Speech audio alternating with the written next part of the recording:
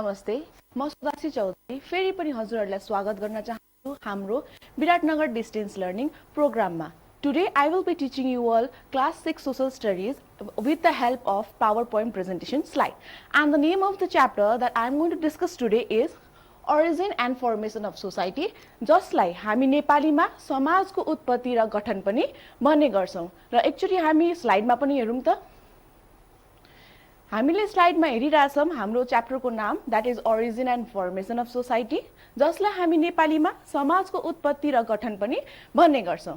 So the topics that we are going to discuss today are different ages of society. So we have different ages of society and among them they are hunting, stone age जसलाई हामी आदिम युग पनि भन्ने गर्छौं, animal रेयरिङ as जसलाई हामी पशुपालन युग, एग्रिकल्चरल एज जसलाई हामी कृषि युग र इन्डस्ट्रियल एज जसलाई हामी औद्योगिक युग भन्ने गर्छौं नेपालीमा, र त्यस्तै गरी modern science and technology age जसलाई हामी नेपालीमा आधुनिक विज्ञान र प्रविधिका युग भन्ने गर्छौं। In the same way another topic that we are going to discuss today is basis of formation of society which is also known as समाजको गठनका आधारहरू।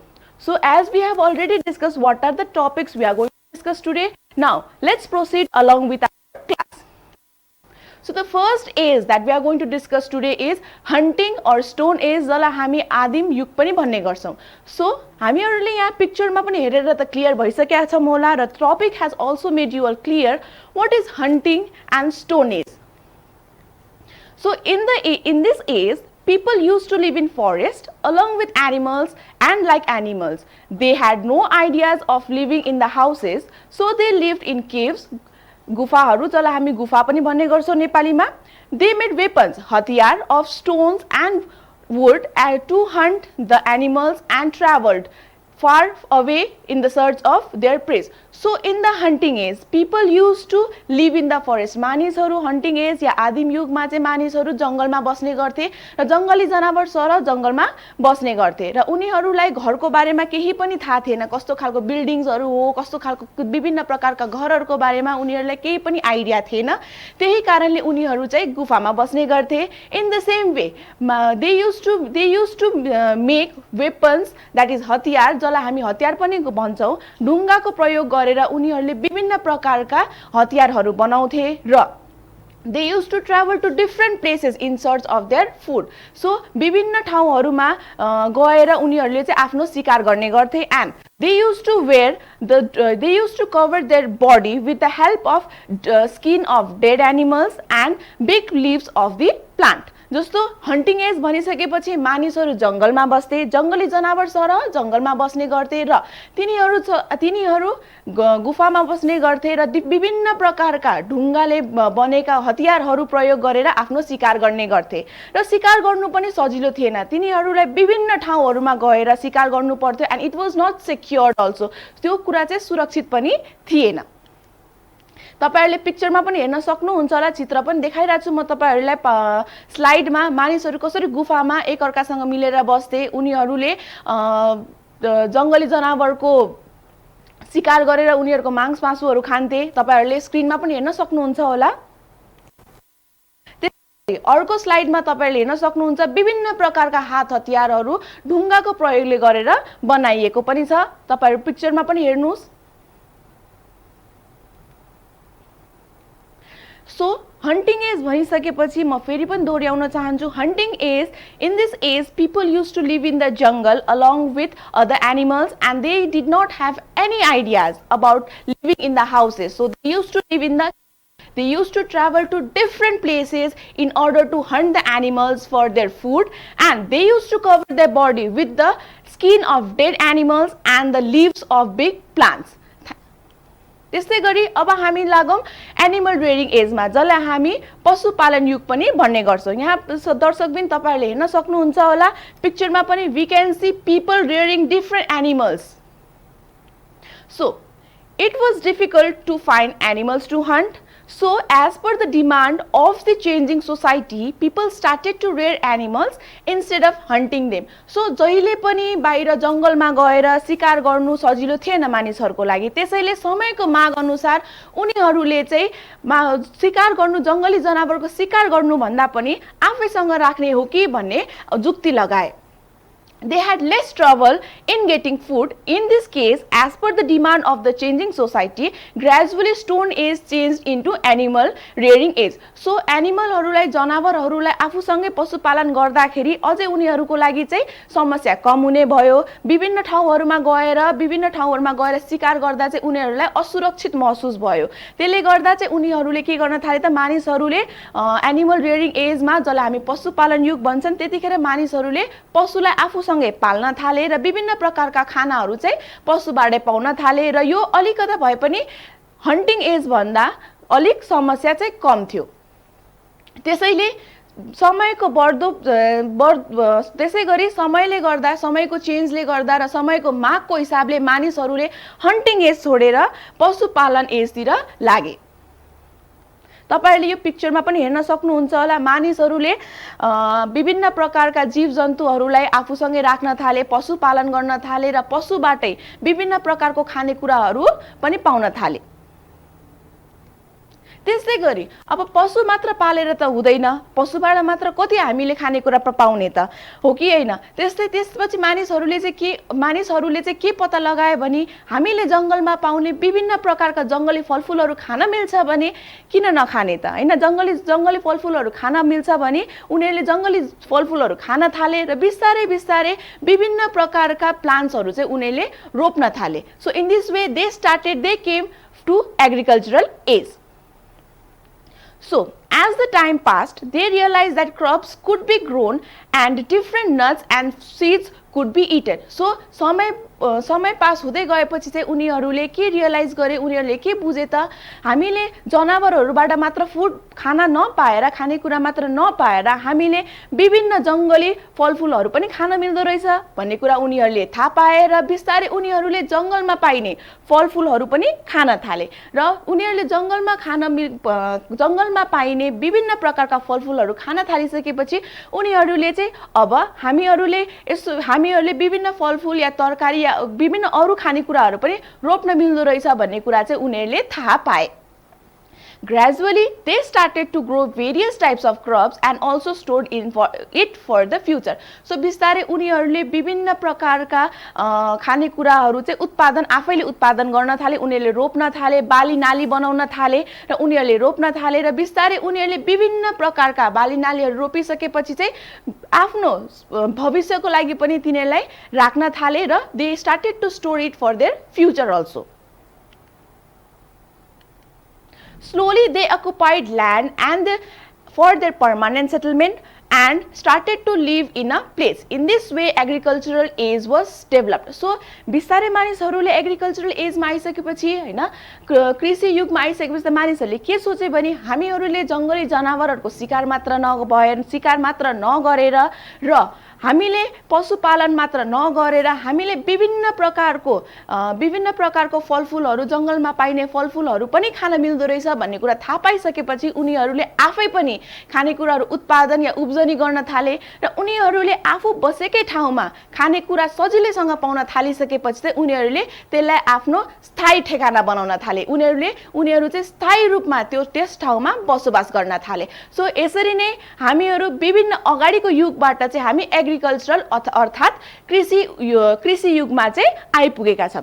दर्शकबिन, यदि हजुरहरूले अहिले भर्खर नै टिभी अन गर्नु भएको छ भने म फेरि पनि हजुरहरूलाई स्वागत गर्न चाहन्छु हाम्रो विराटनगर डिस्टेन्स लर्निङ प्रोग्राममा. म अहिले तपाईहरुलाई कक्षा 6 को social study subject related origin and formation of society chapter पढाइरहेको छु र अहिलेसम्म हामीले डिफरेन्ट एजेस अफ सोसाइटीमा हामीले हन्टिङ एज, जसलाई आदिम युग पनि भनिन्छ र एनिमल रेयरिङ एज जसलाई पशुपालन युग पनि भनिन्छ त्यहाँसम्म हामीले कम्प्लिट गरिसकेका छौँ र अहिले म पढाउँदैछु एग्रिकल्चरल एज जसलाई हामी कृषि युग पनि भन्ने गर्छौँ।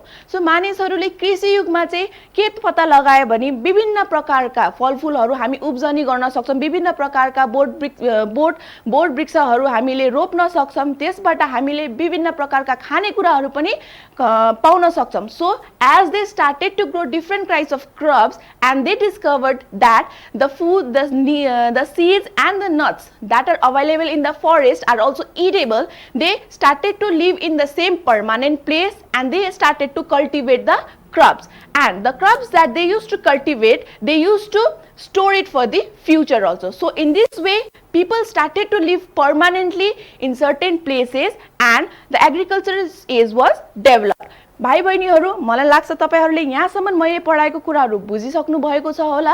अब हामी एग्रिकल्चरल एज अर्थात कृषि युगबाट अर्को युग तर्फ लागौं होला। तपाईहरुले यहाँ हेर्न पिक्चरमा पनि हेर्न सक्नुहुन्छ एग्रिकल्चरल एजमा मानिसहरू कसरी बस्थे त? They used to settle down in the same place permanently. एउटा स्थायी उनीहरूले एउटा पर्मानेन्ट प्लेसमा एउटा स्थायी ठाउँमा चाहिँ आफ्नो बसोबास सुरु गरे र त्यो स्थायी ठाउँमा चाहिँ उनीहरूले विभिन्न तरिकाको बालीनालीको उब्जनी गरे र उनीहरूले चाहिँ बसोबासको लागि आफ्नो सुविस्ताको लागि उनीहरूले चाहिँ नदीको किनारमा नदीको छेउछाउको भागमा चाहिँ आफ्नो बसोबास सुरु गर्न थाले, जहाँबाट उनीहरूले पानीको समस्या हुँदैन थियो उनीहरूलाई र सजिलैसँग बालीनालीको पनि उब्जनी हुने गर्दथ्यो। तपाईहरुले यहाँ पिक्चरमा पनि हेर्न सक्नुहुन्छ होला, मानिसहरूले आफ्नो स्थायी ठेगाना चाहिँ नहर या खोलाको छेउमा बनाएका छन्। त्यस्तै गरी उनीहरूले बालीनालीहरू पनि रोपिरहेका छन्, विभिन्न प्रकारका खानेकुराहरूको उब्जनी गरिरहेका छन् र यी उब्जनी गरेका खानेकुराहरू बिस्तारै उनीहरूले चाहिँ स्टोर भन्नाले भविष्यको लागि पनि राख्न थालेका छन्। त्यसै गरी अब हामी लागौं इन्डस्ट्रियल एज। अब कृषि उत्पादन गरेर मात्र त मानिसहरूको जीविका पालन हुन सक्दैन।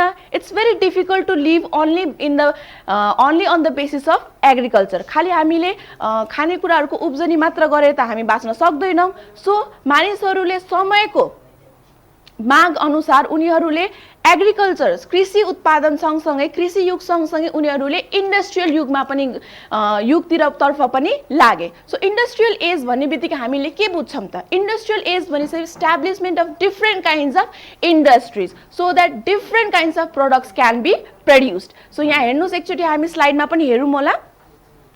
Development continued and men discovered some metals. जसलाई हामी नेपालीमा धातु पनि भन्ने गर्छौं, which were used to make better tools for agriculture. So आफूले हातले बनाएको विभिन्न प्रकारका औजारहरू मात्र प्रयोग नगरेर इन्डस्ट्रियल एज औद्योगिक युगमा पुगिसकेपछि मानिसहरूले के गरे त? विभिन्न प्रकारका धातुहरू पनि पत्ता लगाए र विभिन्न प्रकारका धातुहरू युज गरेर उनीहरूले अझै राम्रो उपकरणहरू बनाउन थाले, जसले चाहिँ हाम्रो कृषि उत्पादनलाई अझै राम्रो बनाउन सकोस्। तपाईहरुले यहाँ विभिन्न कृषि उत्पादन गर्ने उपकरणहरूलाई पनि देख्न सक्नुहुन्छ। दैट वाज डिस्कभर्ड और made during the age of industry. Industrial age औद्योगिक युगमा बनाइएका विभिन्न कृषि उपकरणहरूलाई पनि तपाईहरु यहाँ स्लाइडमा देख्न सक्नुहुन्छ होला, जसले गर्दा एग्रिकल्चर कृषि उत्पादन चाहिँ अझै राम्रो हुन थाल्यो। मानिसहरूले अझै बेसी कृषि उत्पादन गर्न थाले। They started to produce more quantity of crops with quality crops. Establishment of industries created employment opportunities and production of different goods as per the requirements started. In this way, industry development along with agriculture. In this way, what happened? त्यसपछि के भयो त? मानिसहरूले कृषि युग सँगसँगै औद्योगिक युगमा पनि अगाडि बढ्न थाले र औद्योगिक युगमा मानिसहरूले विभिन्न प्रकारका नयाँ उपकरणहरू नयाँ खालका उपकरणहरू बनाउन थाले, जसले गर्दा उनीहरूलाई कृषि उत्पादनमा अझै बढी मद्दत पुर्यायो र कृषि उत्पादनमा पनि उनीहरूले विभिन्न प्रकारका अझै कृषि उत्पादनहरू गर्न थाले, अझै बेसी संख्यामा उत्पादन गर्न थाले। That means by using the new modern tools and equipments that were made and invented during industrial age, they started to use all those tools for the agricultural purpose, because of which agriculture was easier and beneficial, and they produced quality products, quality crops in more quantity. In the same way, establishment of industry, विभिन्न प्रकारका औद्योगिक क्षेत्रहरू, विभिन्न प्रकारका इन्डस्ट्रिजहरू चाहिँ के भयो त एस्टाब्लिश हुन थाल्यो, जसले गर्दा मानिसहरूले चाहिँ जब अपर्च्युनिटिजहरू पनि पाउन थाले। त्यसै गरी इन्डस्ट्रिजहरू एस्टाब्लिश भइसकेपछि चाहिँ विभिन्न प्रकारका गुड्सहरू, विभिन्न प्रकारका माल सामानहरू पनि उत्पादन गर्न थालियो, र यो उत्पादन गर्नको लागि त अवश्य पनि हामीलाई मानिसहरूको सहयोग चाहिन्छ, because of which employment opportunity was created. And as per the demand, as per the demand of the establishment of industries, different people got the employment opportunities, and they could produce different types of products as per the requirement started. So in this way, people from along with agricultural age, they stepped towards the industrial age. With the help of industrial age and discovery of different types of varieties of tools that were used in the agriculture, yes, agricultural age also flourished. That means agriculture age also developed along with the industrial age. साथी भाइहरु, यहाँसम्म त तपाईहरुले बुझिसक्नु भएको छ होला। यहाँ तपाईहरुले पिक्चरमा पनि हेर्न सक्नुहुन्छ different types of industries that were established during the age of industry, yes, and different kinds of people, they are also involved in these industries to produce different kinds of products, and because of which they got employment opportunity. अब हामी अगाडि बढ्दै छौं age of science and technology, that is आधुनिक age, the age in which we are living right now, हाम्रो modern age. So तपाईहरुलाई त हाम्रो मोडर्न एजको बारेमा धेरै नै थाहा छ होला। सो हामी यो पिक्चरमा पनि हेर्न सक्छौं age of science and technology, हाम्रो मोडर्न दैट इज आधुनिक एज, जसमा हामीले साइन्स र टेक्नोलोजीको प्रयोगले विभिन्न प्रकारका आविष्कारहरू गरिसकेका छौं, जसले गर्दा हाम्रो लाइफ अहिले एकदमै कम्फर्टेबली हामी सजिलो तरिकाले हामी बिताउन सकिरहेका छौं। सो यहाँ एकचोटी स्क्रिनमा हेर्नुस् होला भाइ बहिनीहरू।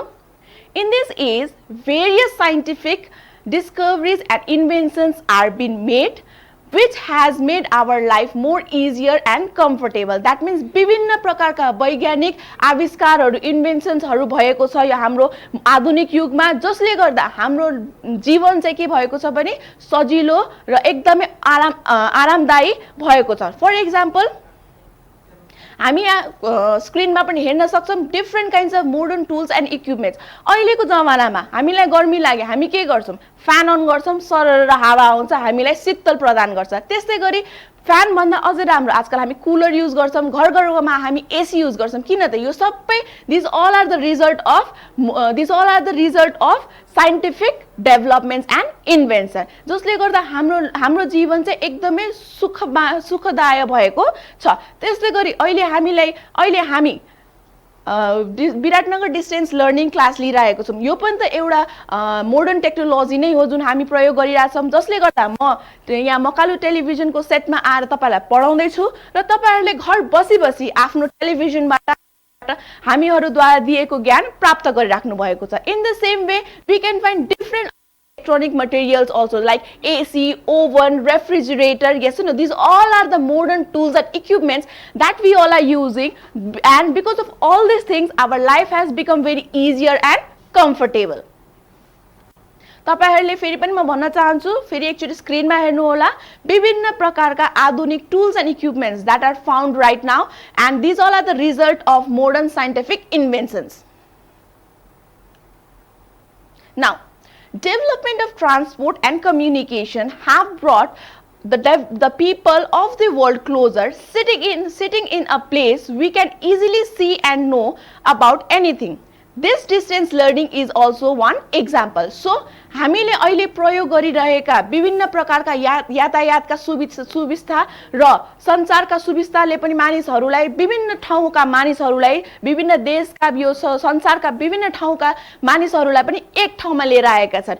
एज ट्रान्सपोर्टेसन, हामीले युज गर्ने यातायात सुविस्ता, फर एक्जाम्पल यदि हामीलाई काठमाडौँ जानु छ भने हामीले एरोप्लेनको सहायताले, with the help of the aeroplane, we can reach Kathmandu within 30 minutes. So don't you think this is a development of transportation facility that we are getting?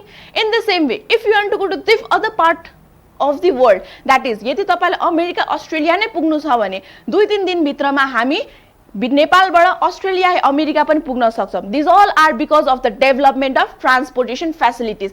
In the same way communication संचारको माध्यमबाट पनि अहिले हामीले class लिइरहेका छौं. संचारको माध्यमले नै गर्दा हो, डेभलपमेन्ट अफ कम्युनिकेसन फेसिलिटीले नै गर्दा हो कि मैले यहाँ उभि तपाईलाई पढाइरहेको छु भने तपाई कुनै पनि ठाउँमा मकालु टेलिभिजन हेरिराख्नु भएका छ भने तपाईहरुले मैले पढाएको कुरा अवश्य पनि पाइराख्नु भएको छ होला. So don't you think this is all because of the development of transportation communication that we all are being closer to each other, हो कि हैन?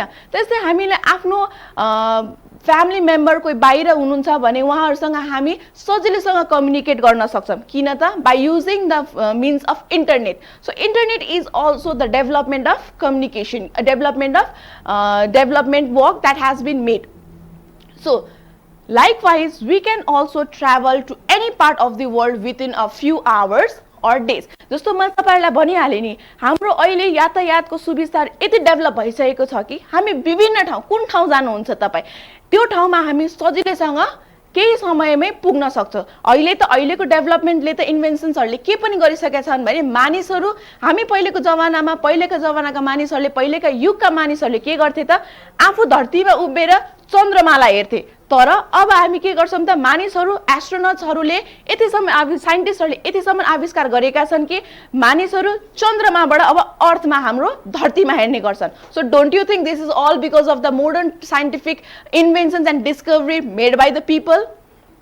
So this might be the reason why the world is called global village. त्यसले नै गर्दा होला हामी केही समयमै एक अर्कासँग भेट्न सक्छौं, विभिन्न ठाउँमा विभिन्न संसारको विभिन्न ठाउँमा जान सक्छौं, ट्राभल गर्न सक्छौं. इन द सेम वे हामी सजिलैसँग जोसँग पनि संचारको माध्यमले गर्दाखेरि हामी कुरा गर्न सक्छौं. बिकज अफ दिस हामी सबैजना संसारका मान्छे चाहिँ हामीलाई कस्तो फिल हुन्छ भने हामी एकै ठाउँमा छौं. This is the reason why our world is now called the global village.